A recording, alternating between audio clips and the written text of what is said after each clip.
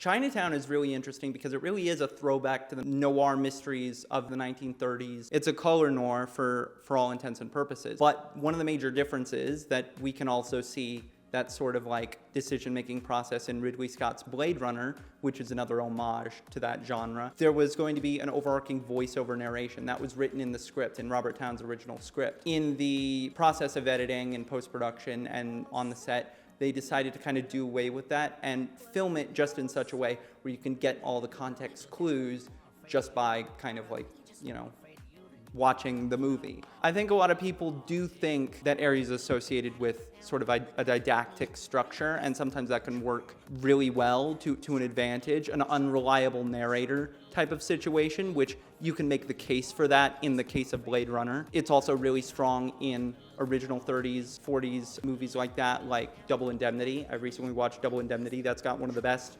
voiceover narrations of all time because it really is strategic with it. Sunset Boulevard also does that really good. But I think in general, the movie ought not lay everything out to you, and it should be a constant game that you're playing to lean in to learn yourself. I think that's what's so magical here in Chinatown, what they end up doing with it. And I think in a completely different way, that's what they've done with James Gunn's Superman. They were originally going to do the title cards of like every day in Superman's week, and that was like the framework of it, the timeline of it.